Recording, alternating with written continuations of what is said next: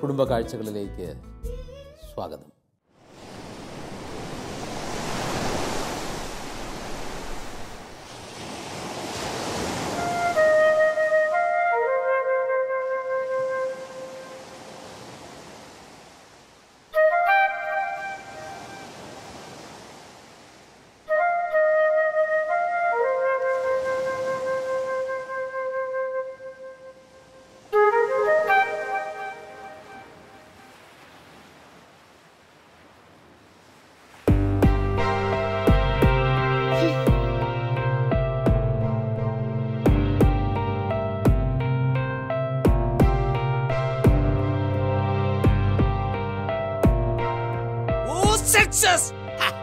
ഇപ്പൊ ഡൗട്ട് അതല്ല, ഇതാണോ കടൽ അതാണോ കടൽ?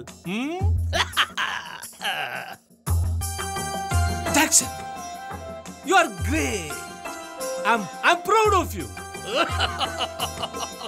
എത്ര മനോഹരം ഈ കടൽ പോലെ. ഭ്രാന്തൻ.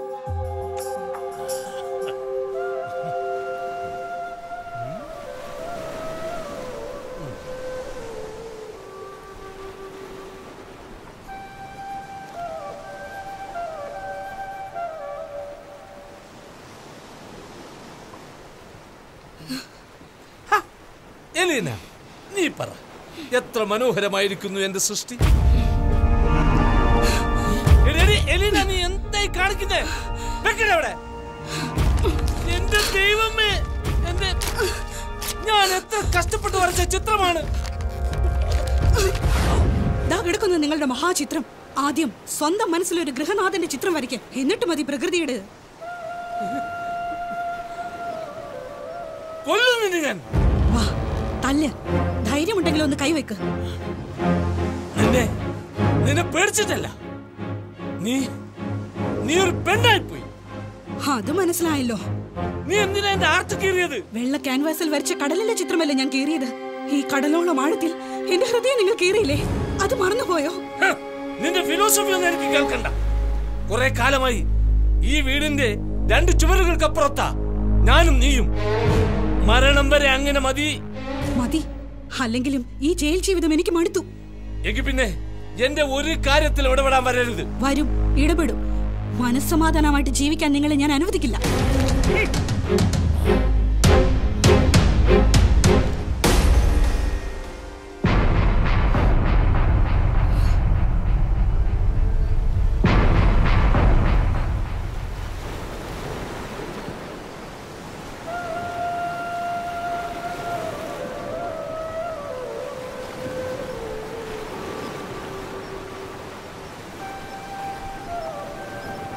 ചേട്ടാ, പെയിന്റും ബ്രഷും എടുക്കാൻ മറന്നു.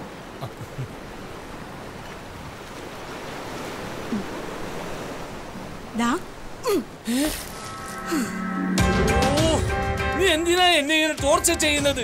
ദിവസവും ഞാൻ അനുഭവിക്കുന്ന ടോർച്ചറിന്റെ 100-ൽ 1 അംശമുണ്ടോ ഇത്? നീ തുടക്കം കുറിച്ചതല്ലേ, അനുഭവിക്കും. ഒരു ശരാശരി ഭർത്താവാകാൻ പോലും യോഗ്യതയില്ലാത്ത നിങ്ങൾക്ക് എങ്ങനെയാ കണ്ണിൽ കാണുന്നതും പറഞ്ഞു കേൾക്കുന്നതും ഭാവനയിൽ ഓർത്തെടുത്ത് ഇത്ര ഭംഗിയായി വരയ്ക്കാൻ കഴിയുന്നത്? കുടുംബത്തിന്റെ മഹത്വം നീ എന്നെ പഠിപ്പിക്കണ്ട. ഞാനൊരു കലാകാരനാ. നിങ്ങൾ കലാകാരനല്ല, കലയുടെ കരാറുകാരൻ. ജീവിതം പോലും ഒരു കരാറ് പോലെ കൊണ്ട് നടക്കുന്നവൻ. എല്ലാം ഞാനിന്ന് ശരിയാക്കും. നീ എന്തായി കാണിക്കുന്നേ? നിങ്ങളെ ഞാൻ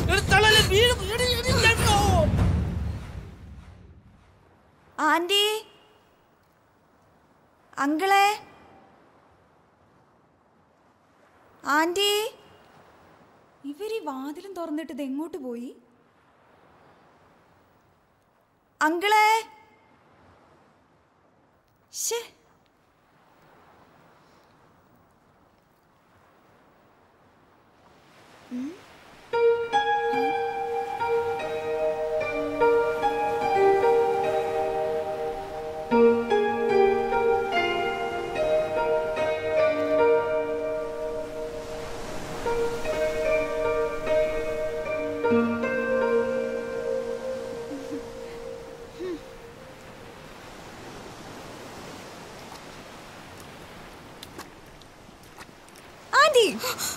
ഇവിടെ വിളിച്ചിരിക്കുക. അയ്യോ ആന്റി, ഞാൻ വെറുതെ തമാശക്ക്. ആന്റി പേടിച്ചു പോയോ?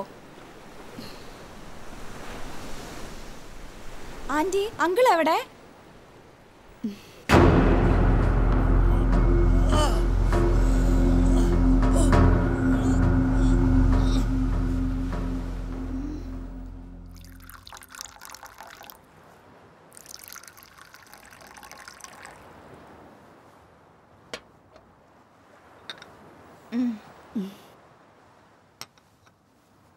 ഇതാ.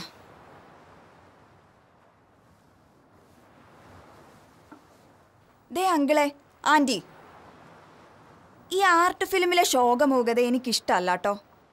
ഞാൻ എൻ്റെ പാട്ടിന് പോവേ. ചൂടോടെ ആ ചായയും കുടിച്ച രണ്ടുപേരും.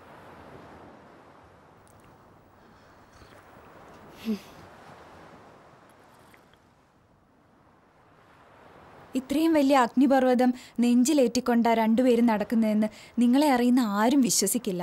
സത്യം. പുറമേ നിന്ന് നോക്കിയാൽ ഇത്രയും വലിയ മാതൃകാ ദമ്പതികൾ ലോകത്ത് വേറെ കാണില്ല. ഏതായാലും ഇന്ന് എനിക്കിവിടെ വരാൻ തോന്നിയത് നന്നായി.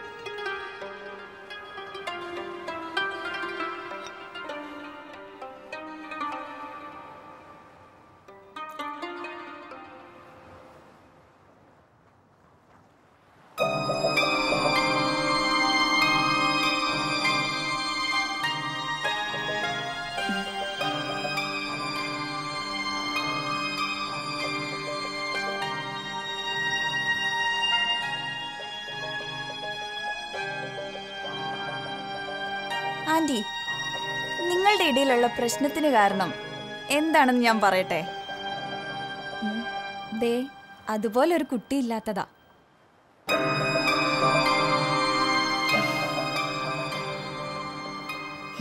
ഈ വയസ്സുകാലത്താ കുട്ടികള്. അങ്ങനെ പുച്ഛിച്ച് തള്ളാൻ വരട്ടെ. ദൈവത്തിന് അസാധ്യമായി ഒന്നുമില്ല ഭൂമിയിൽ. സാറയ്ക്ക് 90-ാം വയസ്സിൽ മക്കളെ കൊടുത്തെങ്കിൽ ദൈവത്തിന് നിങ്ങളുടെ കാര്യത്തിൽ ഒരു പൂ പറിക്കുന്ന അത്ര ഈസി ആയത്. മനസ്സിലായോ?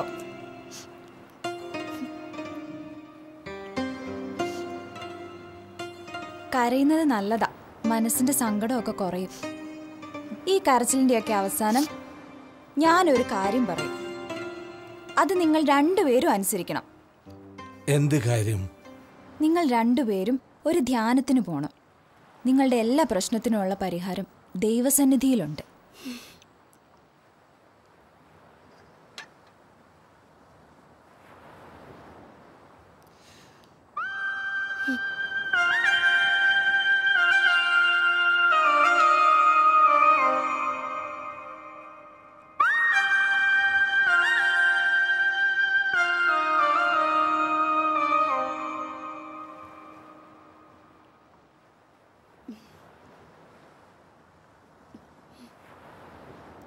സോറി.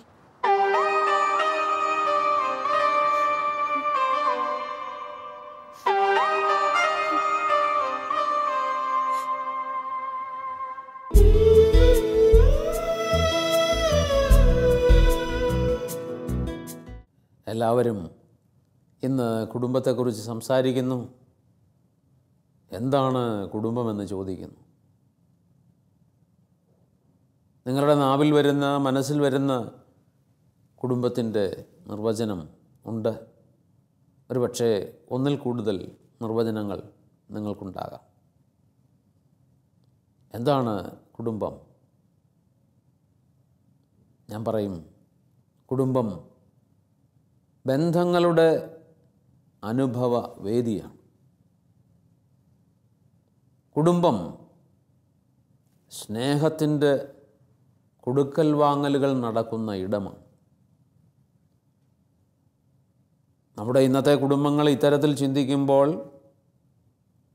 യഥാർത്ഥ കുടുംബങ്ങളാണോ എന്ന് നാം ചോദിക്കേണ്ടതാണ്, പരിശോധിക്കേണ്ടതാണ്. എന്താണ് പറഞ്ഞത്? കുടുംബം ബന്ധങ്ങളുടെ അനുഭവ വേദിയാണ്, സ്നേഹത്തിൻ്റെ കൊടുക്കൽ വാങ്ങലുകൾ നടക്കുന്ന ഇടമാണ്.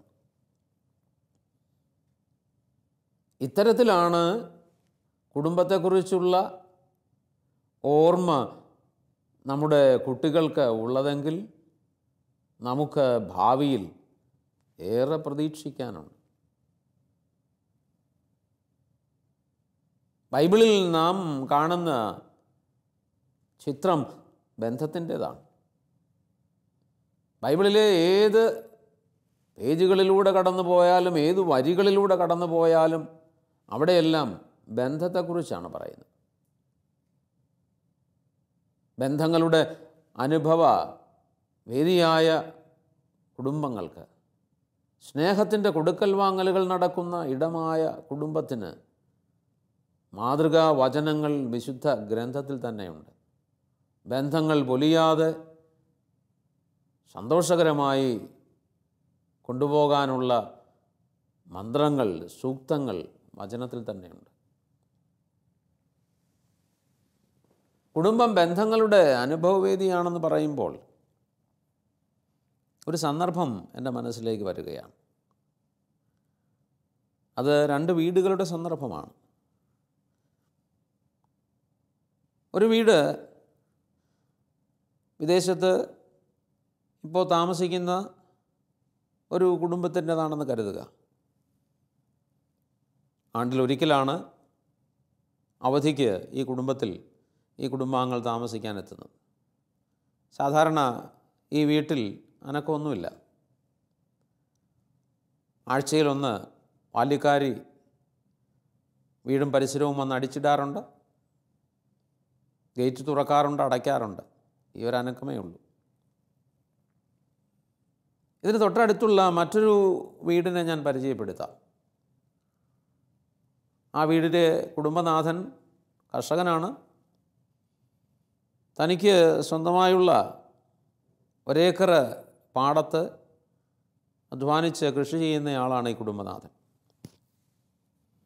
മക്കൾ 3 പേരുണ്ട്. അധ്വാനിയായ കുടുംബനാഥയുണ്ട്. ഈ കുടുംബനാഥനും നാഥയും മക്കളും തമ്മിൽ നല്ല ബന്ധമാണ്. നല്ല അധ്വാനിയായ കുടുംബനാഥൻ പ്രഭാതത്തിൽ തൻ്റെ കൃഷിയിടത്തേക്ക് പോകും. കൃഷിയിടത്തേക്ക് പോകുമ്പോൾ കുടുംബനാഥ വൈകുന്നേരം എത്തുമ്പോൾ വീട്ടിലേക്ക് വാങ്ങിക്കൊണ്ട് വരേണ്ടുന്ന സാധനങ്ങളുടെ ലിസ്റ്റ് കൊടുത്താണ് വിടുന്നത്. കൃഷിയിടത്തേക്ക് പോകുന്ന വഴിക്ക് സ്ഥിരം സാധനം വാങ്ങിക്കുന്ന ആ കടയിൽ ലിസ്റ്റ് ഏൽപ്പിച്ച് സാധനങ്ങൾ എടുത്തു വയ്ക്കേണ്ടുന്ന കൂടെ ഏൽപ്പിച്ച് ഇദ്ദേഹം പോകുന്നു. അധ്വാനമൊക്കെ കഴിഞ്ഞ് തിരിച്ചു വരുമ്പോൾ ഈ കടയിൽ കയറി സാധനങ്ങൾ എടുത്തുകൊണ്ടാണ് പോകുന്നത്.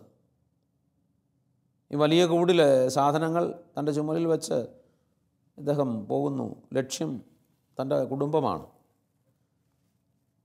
വീടിൻ്റെ പടിവാതിൽക്കൽ എത്തുമ്പോഴേ കുടുംബനാഥ തൻ്റെ ഭർത്താവിൻ്റെ കുടുംബനാഥൻ്റെ സാന്നിധ്യം തിരിച്ചറിയും. ചെയ്തുകൊണ്ടിരുന്ന പണി അവിടെ ഇട്ടിട്ട് ഈ സ്ത്രീ ഓടി വരും വീടിൻ്റെ മുൻപിലേക്ക്. പെട്ടെന്ന് ഈ കൂടിലുള്ള സാധനങ്ങൾ ഏറ്റുവാങ്ങുന്നു. കുടുംബനാഥയോടൊപ്പം വീടിനുള്ളിലേക്ക് പോകുന്നു. ക്ഷീണിച്ച് കസേരയിലിരിക്കുന്ന കുടുംബനാഥ പറയുന്നു, ഞാൻ ഉടൻ തന്നെ ചായ എടുത്ത് വരാം. തകൃതിയായി തിരക്ക് പിടിച്ച് ചായ എടുക്കുന്നു. ആ ചായയുടെ ഗ്ലാസിൻ്റെ അടിവശമൊക്കെ ഈ സാരി തലപ്പ് കൊണ്ട് ഒന്ന് തുടച്ച് സ്നേഹത്തോടെ ഈ ചായ കൊടുക്കുന്നു. ചായ കൊടുത്ത് കുടുംബനാഥ അടുക്കളയിലേക്ക് പോവുകയല്ല. കുടുംബനാഥൻ ഈ ചായ കുടിച്ച് തീരുവോളം അവിടെ തന്നെ നിൽക്കുന്നു. അധ്വാനത്തിൻ്റെ കാര്യങ്ങളൊക്കെ ചോദിക്കുന്നു, കൃഷിയുടെ കാര്യങ്ങളൊക്കെ ചോദിക്കുന്നു. കുടുംബനാഥൻ പിള്ളേരുടെ കാര്യം തിരയുന്നു, ആരായുന്നു. ചായ കുടിച്ച ശേഷം കുടുംബനാഥ ഗ്ലാസുമായി അടുക്കളയിലേക്ക് പോകുന്നു. കുടുംബനാഥൻ ചാരുകസേരയിൽ അങ്ങനെ കിടന്ന് വിശ്രമിക്കുന്നു. മക്കൾ വന്നോന്ന് ചോദിക്കുന്നു. മക്കൾ അപ്പുറത്ത് പഠിക്കുന്നുണ്ട്, കളിക്കുന്നുണ്ട് എന്നൊക്കെ കുടുംബനാഥ പറയുന്നു. ഇത്തിരി കഴിയുമ്പോൾ കുടുംബനാഥനോട് പറയും, വെള്ളം ചൂടാക്കി വെച്ചിട്ടുണ്ട്. കുടുംബനാഥൻ കുളിക്കാനായിട്ട് വരുമ്പോൾ തോർത്തെടുത്ത് കൊടുക്കുന്നു, എണ്ണയെടുത്ത് കൊടുക്കുന്നു, സോപ്പ് കയ്യിലേക്ക് കൊടുക്കുന്നു. കുടുംബനാഥൻ കുളിയൊക്കെ കഴിഞ്ഞ് തോർത്തി അകത്തേക്ക് വരുമ്പോൾ ഒന്ന് അറിയാതെ തുമ്മിയാൽ കുടുംബനാഥ പെട്ടെന്ന് എന്താ ചെയ്യുന്നത്? രാസ്നാദിപ്പൊടി എടുത്തുകൊണ്ട് വരുന്നു. എന്നിട്ട് തല കുനിച്ച് തരാൻ പറയുന്നു. ആ തലയിലേക്ക് ഉച്ചിയിലേക്ക് രാസ്നാദിപ്പൊടി തൂത്തു കൊടുക്കുന്നു. കുളിയൊക്കെ കഴിയുമ്പോൾ കുടുംബനാഥൻ പറയും, മക്കളെ വിളിക്കും, നമുക്ക് പ്രാർത്ഥിക്കാം. മക്കളെ ചാച്ചൻ വിളിക്കുന്നുവെന്ന് കുടുംബനാഥ പറയുന്നു. മക്കളോടി വരുന്നു, ഒരു വട്ടം കൂടിയിരുന്ന് പ്രാർത്ഥിക്കുന്നു. പ്രാർത്ഥന കഴിഞ്ഞിട്ട് പരസ്പരം സ്തുതി കൊടുക്കുന്നു. ഭാര്യാഭർത്താക്കന്മാർ അന്യോന്യവും മക്കൾ മാതാപിതാക്കൾക്കും. അത് കഴിഞ്ഞിട്ട് അവർ വട്ടം കൂടിയിരുന്ന് സംസാരിക്കുന്നു. കുടുംബനാഥ വീട്ടുകാര്യങ്ങളൊക്കെ പറയും, അന്ന് നടന്ന കാര്യങ്ങൾ പറയും, പിള്ളേർ സ്കൂളിലുണ്ടായ കാര്യങ്ങൾ പറയും, യാത്രക്കിടയിലുണ്ടായ കാര്യങ്ങൾ പറയും, പഠിത്തത്തിൻ്റെ കാര്യം പറയും. അപ്പനിച്ചിരി ശാസിക്കുന്നു, അവരെ പ്രോത്സാഹിപ്പിക്കുന്നു. പരസ്പരം അവർ തങ്ങളുടെ സന്തോഷവും ദുഃഖവും ഒക്കെ പങ്കുവയ്ക്കുന്നു. നോക്കിക്കേ, 2 വീടുകളെ കണ്ടില്ലേ? ഇതിൽ എവിടെയാണ് കുടുംബം ഇരിക്കുന്നത്? 2ാമത്തെ വീട്ടിലാണ്. ചെറിയ വീടാണ്, പക്ഷേ അവിടെ ബന്ധങ്ങൾ വളരെ സജീവമാണ്. ഈ ബന്ധങ്ങൾ സജീവമായ 2ാമത്തെ കുടുംബത്തിൽ അവരെന്തോ കൈമാറുന്നുണ്ട്. എന്താണ് കൈമാറുന്നത്? മറ്റൊന്നുമല്ല, വിവിധ രീതിയിൽ അവർ കൈമാറുന്നത് സ്നേഹമാണ്. ഞാനതുകൊണ്ടാണ് പറഞ്ഞത്, കുടുംബമെന്ന് പറഞ്ഞാൽ ബന്ധങ്ങളുടെ അനുഭവവേദിയാണ്. മക്കൾക്ക് ഈ വേദിയിൽ, ഈ കുടുംബവേദിയിൽ സ്നേഹം അനുഭവിക്കാൻ പറ്റണം, തൊട്ടറിയാൻ പറ്റണം. അപ്പനും അമ്മയും തമ്മിൽ സ്നേഹം പങ്കുവയ്ക്കുന്നത് അവർക്ക് കണ്ടറിയാൻ പറ്റണം. ഇവരങ്ങോട്ടും ഇങ്ങോട്ടും അറിയാതെ സ്വാഭാവികമായും കൈമാറുന്നത് സ്നേഹമാണ്. ഇത് പറയുമ്പോൾ നമ്മുടെ കുടുംബങ്ങളുടെ പ്രശ്നത്തെപ്പറ്റി വീണ്ടും ചിന്തിക്കും. എവിടെയെങ്കിലുമൊക്കെ പരാതി ഉണ്ടാകുന്നത് എപ്പോഴാണ്? ഭർത്താവിനോ ഭാര്യയ്ക്കോ മക്കൾക്കോ ഒക്കെ പരാതി ഉണ്ടാകുന്നത് എപ്പോഴാണ്? ഈ കുടുംബ ബന്ധങ്ങളിൽ കൊടുക്കേണ്ട സാധനം കുറയുകയോ ഇല്ലാതാകുകയോ ചെയ്യുമ്പോൾ. എന്താണ് കൊടുക്കേണ്ടത്? സ്നേഹം. സ്നേഹത്തിൻ്റെ കൊടുക്കൽ വാങ്ങലുകൾ നടക്കുന്ന ഇടമാണ് കുടുംബം. നമ്മുടെ കുടുംബങ്ങൾ ഇത്തരത്തിലാണോ ഇന്ന്? എന്നെ ശ്രദ്ധിക്കുന്ന കുടുംബനാഥന്മാർ അല്ലെ കുടുംബനാഥകൾ, ഓരോ ദിവസവും അധ്വാനം കഴിഞ്ഞിട്ട് എത്രയും വേഗം വീട്ടിലെത്തണമെന്ന് ആഗ്രഹിക്കുന്നില്ലേ? അങ്ങനെ വീട്ടിലെത്തണമെന്ന് ആഗ്രഹിക്കാത്ത കുടുംബനാഥനോ നാഥയോ ഉണ്ടെങ്കിൽ പ്രശ്നമുണ്ടെന്ന്. നിങ്ങളെന്താ അതിനായി പ്രേരിപ്പിക്കുന്നത്? ഒരു അധ്വാനം ഒരു ദിവസത്തെ കഴിയുമ്പോൾ എത്രയും പെട്ടെന്ന് വീട്ടിലെത്തണമെന്ന് നിങ്ങളെ പ്രേരിപ്പിക്കുന്ന ഘടകം എന്താ? നിങ്ങളെ സ്നേഹിക്കുന്ന കുറേ ഏറെ പേര് ആ വീട്ടിൽ കാത്തിരിപ്പുണ്ട്, അവിടേക്ക് പെട്ടെന്ന് ചെല്ലണമെന്നുള്ള ചിന്ത അല്ലേ? തീർച്ചയായും കുടുംബനാഥനായ നിങ്ങൾക്ക് അധ്വാനം കഴിഞ്ഞ് വിശപ്പുണ്ടാവും. ഇടയ്ക്കൊരു ചായ കുടിച്ചുള്ളൂ, 4 മണിക്കൊന്നും കഴിച്ചില്ല. ആ വിശപ്പുള്ളത് കൊണ്ട് ഭക്ഷണം കഴിക്കാമെന്ന് വിചാരിച്ചാണോ നിങ്ങൾ സ്വന്തം വീട്ടിലേക്ക് പോണത്? അതാണോ നിങ്ങളെ പ്രേരിപ്പിക്കുന്നത്? ഭക്ഷണം കഴിക്കാനാണെന്നുണ്ടെങ്കിൽ ഈ വീട്ടിൽ കിട്ടുന്നതിനേക്കാൾ സുന്ദരമായ ഭക്ഷണം പൈസ കൊടുത്താൽ പുറത്ത് കിട്ടും. വീട്ടിൽ ചെല്ലുമ്പോൾ സത്യം പറഞ്ഞാൽ കഞ്ഞിയും പയറേ കാണത്തുള്ളൂ, ഒരു ചമ്മന്തി അരച്ചതേ കാണത്തുള്ളൂ കഞ്ഞിക്കൊപ്പം. പക്ഷേ അവിടെ നിങ്ങളെ സ്നേഹിക്കുന്ന ആളുകളുടെ സാന്നിധ്യമുണ്ട്. ആ സാന്നിധ്യമാണ് നിങ്ങളെ അങ്ങോട്ട് ആകർഷിക്കുന്നത്. ചില കുടുംബനാഥന്മാരുണ്ട്, ഒത്തിരി രാത്രിയിലാണ് യാത്ര ചെയ്ത് തിരിച്ചെത്തുന്നത്. പക്ഷേ അതിരാവിലെ ജോലിക്ക് പോവുകയും വേണം. എങ്കിൽ പോലും എന്നാ വണ്ടി പിടിച്ചാണെന്ന് പറഞ്ഞാലും വീട്ടിൽ ചെന്നിട്ട് സ്വസ്ഥത കിട്ടത്തുള്ളൂ. എന്താണ് ഇവരെ ആകർഷിക്കുന്നത്? ഒരു കാന്തിക ശക്തിയാണ്. എന്താ അത്? ആ സ്നേഹിക്കുന്ന ആളുകളുടെ സാന്നിധ്യം. ചില കുടുംബങ്ങളിലെങ്കിലും ഞാൻ മുമ്പ് പറഞ്ഞ പോലെ എത്ര രാത്രിയായാലും എത്ര ദിവസമായാലും തിരിച്ചെത്തണം എന്നുള്ള ചിന്തയില്ലെങ്കിൽ ഓർത്തോണം, ഈ സ്നേഹത്തിൻ്റെ കൊടുക്കൽ വാങ്ങലുകളിൽ എന്തോ കുറവുണ്ട്. ഈ സ്നേഹത്തിൻ്റെ കൊടുക്കൽ വാങ്ങലുകളിൽ എന്തോ കുറവുണ്ട്. ഭക്ഷണം കഴിക്കാൻ മാത്രമല്ല, വസ്ത്രം മാറാൻ മാത്രമല്ല ഞാൻ എൻ്റെ വീട്ടിലേക്ക് പോകേണ്ടത്, ഈ സ്നേഹത്തിൻ്റെ ചൂട് അനുഭവിക്കാൻ പറ്റണം. ഇന്ന് നമ്മുടെ ചില കുടുംബങ്ങളിലെങ്കിലും ഈ അനുഭവം ഇല്ലാതെ പോകുന്നു. സ്നേഹത്തിൻ്റെ കൈമാറ്റം ശക്തമായി നടക്കണം. അങ്ങനെയുള്ള കുടുംബങ്ങളിൽ നിന്ന് വിവാഹം കഴിക്കുന്ന യുവജനങ്ങൾക്ക് തീർച്ചയായും പ്രതീക്ഷിക്കാൻ ഏറെയുണ്ട്. ഇനിയും കുടുംബമെന്ന് പറഞ്ഞാൽ മറ്റൊരു കാഴ്ചപ്പാടുണ്ട്. ദൈവം തന്ന അനുഗ്രഹങ്ങൾക്ക് നന്ദി പറയാനുള്ള ഇടമാണ്. ചിലരെ പരാതികളുമായിട്ടൊന്ന് മുമ്പോട്ട് പോകുന്നവരാണ്. എന്നും പരാതിയാണ്. നമ്മുടെ കണ്ണ് തുറന്ന് നോക്കിയാൽ എൻ്റെ പ്രിയ സഹോദരങ്ങളെ, നമ്മുടെ കുടുംബത്തിൽ ദൈവം എന്തുമാത്രം അനുഗ്രഹങ്ങൾ നൽകിയിട്ടുണ്ട്. കുറവുകളും വീഴ്ചകളൊക്കെ ഉണ്ടായിട്ടുണ്ട്, പരിമിതികളുണ്ടായിട്ടുണ്ട്. പക്ഷേ ദൈവം എത്രയോ അനുഗ്രഹങ്ങൾ നമുക്ക്, എണ്ണമറ്റ അനുഗ്രഹങ്ങൾ നൽകിയിരിക്കുന്നു. നമ്മുടെ പൂർവികരിലൂടെ ഉൾപ്പെടെ ഇതൊന്നും നമുക്ക് അവകാശപ്പെടാനില്ല. ചില പ്രശ്നകാരികളായ കുട്ടികളെയും കൊണ്ട് മാതാപിതാക്കൾ വരാറുണ്ട്. ഇത്രയൊക്കെ സൗകര്യം കിട്ടിയിട്ടും പഠിക്കാത്തവർ, ഉഴപ്പുന്നവർ, ശ്രദ്ധിക്കാതെ പോകുന്നവർ. ഞാൻ ആ കുട്ടികളോട് ചോദിച്ചിട്ടുണ്ട്, മക്കളെ, നിങ്ങൾ ഈ സൗകര്യങ്ങളൊക്കെ ജനിക്കുന്നതിന് മുമ്പ് നിങ്ങൾ ബുക്ക് ചെയ്താണോ വന്നത്, റിസർവ് ചെയ്താണോ വന്നത്? എന്നെല്ലാവരും റിസർവ് ചെയ്യുമല്ലോ കാര്യങ്ങൾ. ഞാൻ അവരോട് ചോദിച്ചിട്ടുണ്ട്, നിങ്ങൾ റിസർവ് ചെയ്തതാണോ? അവർ പറയും അല്ല. ഞാൻ പറയും റിസർവ് ചെയ്തതാ, ബുക്ക് ചെയ്തതാ. ആര്? നിങ്ങൾക്ക് വേണ്ടി ദൈവം റിസർവ് ചെയ്തിട്ടതാ, നിങ്ങൾക്ക് വേണ്ടി ദൈവം ബുക്ക് ചെയ്തിട്ടതാ. പക്ഷേ ആ സൗകര്യങ്ങൾക്ക് നന്ദി പറയാൻ പറ്റുന്നുണ്ടോ? പരാതികൾ നീളുമ്പോൾ കൺമുൻപിൽ ദൈവം തന്നത് കാണാൻ കാഴ്ചയില്ലാതെ പോകും. അതുകൊണ്ട് ദൈവത്തിന് നിരന്തരം നന്ദി പറയുന്ന, അനുഗ്രഹങ്ങൾക്ക് നന്ദി പറയുന്ന ഒരിടമായി കുടുംബം മാറണം. അതുപോലെ തന്നെ അന്യോന്യം നന്ദി നിറഞ്ഞ മനസ്സോടെ ജീവിക്കുന്ന ആളുകളുടെ ഇടമായി മാറണം. 3 കാര്യങ്ങളാണ് ഞാൻ പറഞ്ഞത്. ഒന്ന്, സ്നേഹത്തിൻ്റെ പങ്കുവയ്ക്കൽ, കൈമാറ്റം നടക്കുന്ന ഇടം.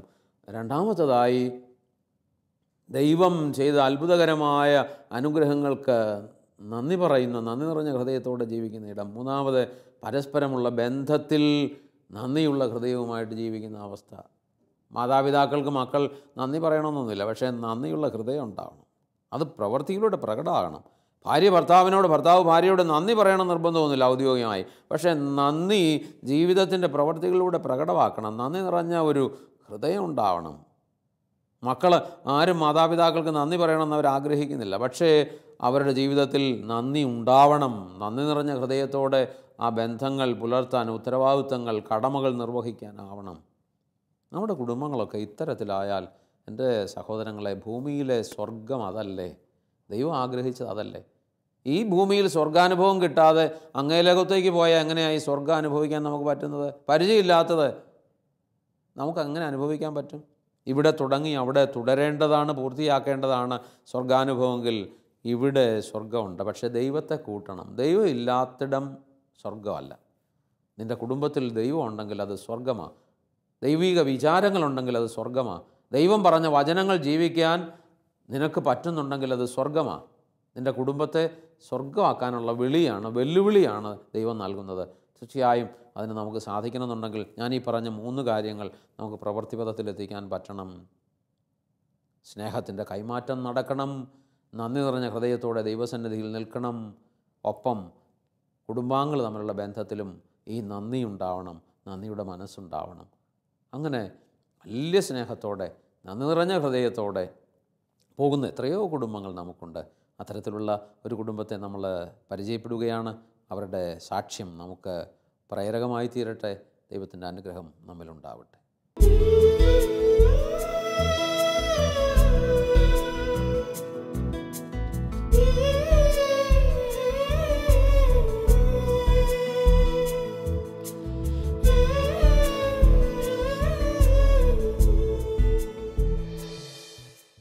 എൻ്റെ പേര് ഡേവിസ് എബ്രഹാം. ഞാൻ ലോജിസ്റ്റിക്സ് മേഖലയിൽ ബിസിനസ് ചെയ്യുന്നു. ഇതെൻ്റെ ഭാര്യ ജിസ്മ. ഞങ്ങളുടെ വിവാഹം കഴിഞ്ഞിട്ട് ഏതാണ്ട് 25 കൊല്ലമായി. ഞങ്ങൾക്ക് 5 മക്കളുണ്ട്, 3 ആൺകുട്ടികളും 2 പെൺകുട്ടികളും. ദാമ്പത്യ ജീവിതം ആരംഭിക്കുന്നതിന് മുമ്പ് തന്നെ ഒരു നവീകരണ ധ്യാനം കൂടാൻ സാധിച്ചത് ഞങ്ങളുടെ ജീവിതത്തിലൊരു വലിയ ദൈവാനുഗ്രഹമായിട്ട് ഞങ്ങൾ കാണുകയാണ്. കുഞ്ഞുങ്ങളെ ദൈവദാനമാണെന്നുള്ള ബോധ്യം അത് ഒരാദ്യത്തെ കൽപ്പന തന്നെയാണ്. ബി ഫ്രൂട്ട്ഫുൾ ആൻഡ് മൾട്ടിപ്ലൈ എന്നാണ് വചനം ആദ്യം തന്നെ പറയുന്നത്, ആദോവയെ സൃഷ്ടിച്ചതിന് ശേഷം. അപ്പോൾ ഞങ്ങൾ ധ്യാനം കൂടിക്കഴിഞ്ഞ് ദാമ്പത്യ ജീവിതം തുടങ്ങുമ്പോഴും പ്രയർ മീറ്റിങ്ങുകളും അതുപോലെ തന്നെ ധ്യാനങ്ങൾക്കൊക്കെ പോകുന്നത് കൊണ്ട് പലപ്പോഴും വചനം ഞങ്ങൾക്ക് കൂടുതൽ കുട്ടികളുണ്ടാകാനുള്ളൊരു പ്രേരണ തന്നു. മക്കളെ സന്തോഷപൂർവ്വം സ്വീകരിക്കാൻ സാധിച്ചു. മാത്രവുമല്ല, ബൈബിളിൽ ഒരു സ്ഥലത്ത് പോലും സാമ്പത്തികമായിട്ട് ബന്ധപ്പെടുത്തിയാണ് കുഞ്ഞുങ്ങൾ ഉണ്ടാകേണ്ടതെന്നുള്ളൊരു പരാമർശം പോലും ഇല്ല. അതുകൊണ്ട് തന്നെ ഞങ്ങൾക്ക് ഒട്ടും കൂടുതലില്ല, ഒന്നിനും കുറവുമില്ല. ആ ഒരു സാഹചര്യത്തിൽ പോലും ഞങ്ങൾക്ക് 5 മക്കളെ സന്തോഷപൂർവ്വം സ്വീകരിക്കാൻ സാധിച്ചു. 5 കുട്ടികളുടെ വളർച്ചയിൽ തീർച്ചയായിട്ടും അതിൻ്റേതായ ബുദ്ധിമുട്ടുകൾ ശാരീരികമായിട്ടും ഒക്കെ ഉണ്ട് ഞങ്ങൾക്ക് 2 പേർക്കും. പക്ഷേ അതെല്ലാം വളരെ സന്തോഷപൂർവ്വം. കാരണം നമ്മുടെ ജീവിതത്തിൽ നമ്മൾ ഏത് കാര്യത്തിനായിട്ട് ഏതെങ്കിലും ഒരു പ്രത്യേക ലക്ഷ്യത്തോടെ പോകണമെങ്കിൽ എല്ലാം ബുദ്ധിമുട്ടുണ്ട്. അതേ ബുദ്ധിമുട്ടോടെ തന്നെ ഈ കുഞ്ഞുങ്ങളുടെ വളർച്ചയിൽ ഞങ്ങൾക്കുണ്ടാകുന്ന എല്ലാ ബുദ്ധിമുട്ടുകളെയും സ്വീകരിക്കാൻ ഞങ്ങൾക്ക് സാധിച്ചിരുന്നു. ആദ്യകാലങ്ങളിൽ ഞങ്ങൾ പല ധ്യാന കേന്ദ്രങ്ങളിലും ധ്യാനം കൂടാനും പിന്നെ ഞങ്ങളുടെ തന്നെ ഈ വീടിനടുത്തുള്ള പള്ളിയിലെ പ്രെയർ മീറ്റിങ്ങുകൾക്കൊക്കെ പോയിരുന്നെങ്കിലും 8 വർഷം മുമ്പാണ് ഞങ്ങൾക്ക് എറണാകുളത്തുള്ള ഡിവൈൻ മേഴ്സി ഫെലോഷിപ്പ് എന്ന പ്രെയർ ഗ്രൂപ്പായിട്ട് ബന്ധപ്പെടുവാനും അവിടെ സജീവമായിട്ട് പ്രവർത്തിക്കുവാനും. അത് കുടുംബസമേതമാണ്. ഞങ്ങൾ ഭാര്യയും ഭർത്താവും മാത്രമല്ല, കുട്ടികളടക്കം ഒരു ഫാമിലി ഗ്രൂപ്പാണത്.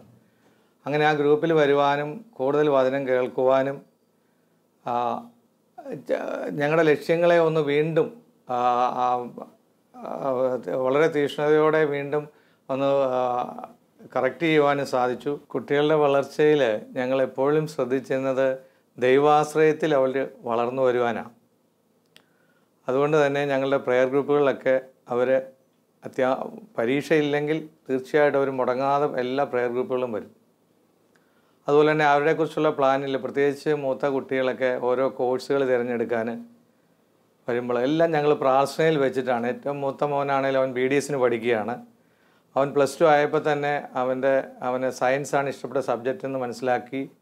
അത് ഞങ്ങൾ പ്രാർത്ഥനയിൽ വെച്ച് അതിനെക്കുറിച്ചുള്ള ബോധ്യം കിട്ടിയിട്ടാണ് അവനെ BDSന് അയച്ചത്. ഇളയ കുട്ടികളുടെ കാര്യത്തിലും ഇങ്ങനെ തന്നെ പഠനത്തിലാണെങ്കിലും. കാരണം ദൈവത്തിന് ജെറമ്യ 29:11 പറയുന്നുണ്ട്, എനിക്ക് ഇതിനെക്കുറിച്ച് ഒരു പദ്ധതിയുണ്ട്, അത് നിൻ്റെ നാശത്തിനല്ല ക്ഷേമത്തിനുള്ള പദ്ധതിയാണ്. അപ്പോൾ ഈ പദ്ധതിയിലേക്ക് ഓരോ കുഞ്ഞുങ്ങളെയും കൊണ്ടുവരാനുള്ളത് ഞങ്ങളെന്നും പ്ലാൻ ചെയ്തിരുന്നു. കാരണം ഞങ്ങളുടെ ഇഷ്ടങ്ങളല്ല, അല്ലെങ്കിൽ അവരുടെ തന്നെ ഇഷ്ടങ്ങളല്ല അടിച്ചേൽപ്പിക്കേണ്ടത്. ദൈവം അവരെന്ന് ആഗ്രഹിക്കുന്നു. ഞാനൊരു ബിസിനസ്സുകാരനാണെന്ന് പറഞ്ഞല്ലോ. എൻ്റെ ബിസിനസ് ഓഫീസ് കഴിഞ്ഞ് ഞാൻ ഇറങ്ങിയാൽ നേരെ വീട്ടിലോട്ട് വരാനാണ് എനിക്കെപ്പോഴും ആഗ്രഹം. വരുന്ന വഴിക്ക് എന്തെങ്കിലും വീട്ടിലേക്കുള്ള സാധനം വാങ്ങാനുണ്ടെങ്കിൽ അല്ലാതെ ഓഫീസ് കഴിഞ്ഞാൽ വേറെ സ്ഥലങ്ങളിലേക്ക് ഞാൻ പോകാറില്ല. കാരണം അതിൽ കിട്ടുന്ന സന്തോഷം പറഞ്ഞറിയിക്കാൻ വയ്യാത്ത. കുടുംബ പ്രാർത്ഥന മുടങ്ങാതെ എല്ലാ ദിവസവും ചെല്ലുക എന്നുള്ളത് ഞങ്ങൾക്കൊരു ശീലമാണ്. കുടുംബ പ്രാർത്ഥനയിലാണേലും മക്കളുടെ നിയോഗങ്ങൾ, അവരുടെ സുഹൃത്തുക്കളുടെ നിയോഗങ്ങൾ വെച്ച് ഞങ്ങൾ പ്രാർത്ഥിക്കാറുണ്ട്.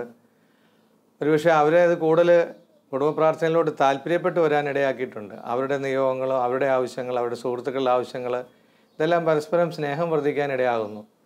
കൂടാതെ ഞാൻ ഭാര്യയുമായിട്ടാണെങ്കിലും ദിവസവും കുറച്ചു നേരമെങ്കിലും സംസാരിക്കാൻ സമയം കണ്ടെത്താറുണ്ട്. എൻ്റെ പേര് ജിസ്മ. എൻ്റെ മക്കൾ Abraham, Catherine, Maria, Thomas, Sebastian. കൂടുതൽ മക്കളുള്ളടത്ത് മൂത്ത മക്കൾ ഒത്തിരി കാര്യങ്ങളിൽ ഇളയവരെ സഹായിക്കുന്നതും അവർ സ്വയം ഒത്തിരി മാനേജ് ചെയ്യാൻ, കുടുംബത്തിലെ കാര്യങ്ങളൊക്കെ മാനേജ് ചെയ്യാൻ പഠിക്കുന്നതും ഞാൻ കണ്ടിട്ടുണ്ട്. ഒത്തിരി സാക്രിഫൈസസ് അവർ ഇളയവർക്ക് വേണ്ടി എടുക്കുന്നുണ്ട്. വ്യക്തിപരമായ പ്രാർത്ഥനയിൽ നിന്നും കുദാശ അധിഷ്ഠിതമായുള്ള ജീവിതത്തിൽ നിന്നാണ് മുമ്പോട്ട് പോകാനുള്ള ഊർജം കിട്ടുന്നത്. പ്രത്യേകിച്ച് കുഞ്ഞുങ്ങളുടെയൊക്കെ കുമ്പസാരങ്ങളൊക്കെ ഞങ്ങൾ ക്ലോസായിട്ട് വാച്ച് ചെയ്യാറുണ്ട്. 2 ആഴ്ച കൂടുമ്പോഴുള്ള കുമ്പസാരം, കഴിയുന്നത്ര മുടങ്ങാതെയുള്ള ദിവ്യബലി, പിന്നെ മുടങ്ങാതെ പ്രെയർ ഗ്രൂപ്പിൽ വചനം ശ്രവിക്കാൻ പോകുന്ന എല്ലാ കാര്യങ്ങളിലും ഇങ്ങനെയുള്ള ചിട്ടകൾ വരുമ്പോൾ തന്നെ ദൈവത്തിൻ്റെ വലിയ ഒരു അദൃശ്യമായ കാര്യം നമ്മുടെ കൂടെയുണ്ട്. കുട്ടികൾക്ക് ഞങ്ങൾ ഡെയിലി ഓരോ വചനം പഠിക്കാൻ വേണ്ടി പ്രത്യേക നിർദ്ദേശം കൊടുത്തിട്ടുണ്ട്. അവരത് വചനം പഠിച്ച് ഞങ്ങളെ കേൾപ്പിക്കാറുമുണ്ട്. അപ്പോൾ അങ്ങനെ ഒരു വചനാധിഷ്ഠിതമായ ജീവിതത്തിലേക്കാണ് പോകേണ്ടതെന്നും തങ്ങളെക്കുറിച്ചുള്ള പദ്ധതി അനുസരിച്ചിട്ട് ആ പദ്ധതിയിലേക്ക്, ദൈവത്തിൻ്റെ പദ്ധതിയിലേക്ക് അവർ ഫിറ്റ് ഇൻ ചെയ്യണമെന്നുള്ളൊരു സന്ദേശം അവർക്ക് ഞങ്ങൾ കൊടുത്തിട്ടുണ്ട്.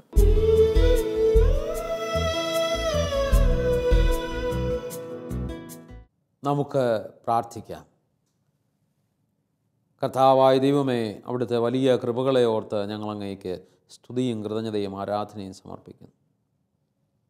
ഞങ്ങളുടെ കുടുംബങ്ങൾ ബന്ധങ്ങളുടെ അനുഭവവേദിയായി തീരാൻ, സ്നേഹത്തിൻ്റെ കൈമാറ്റം നടക്കുന്ന ഇടമായി തീരാൻ, നന്ദി നിറഞ്ഞ ഹൃദയത്തോടെ അവിടുത്തെ മുൻപിൽ നിൽക്കുന്ന കുടുംബങ്ങളായി മാറാൻ, പരസ്പരമുള്ള ബന്ധത്തിൽ നന്ദി നിറഞ്ഞ ഹൃദയത്തോടെ വർദ്ധിക്കുന്ന ആളുകളുടെ ഇടമായി മാറാൻ അവിടുന്ന് അനുഗ്രഹിക്കണമേ.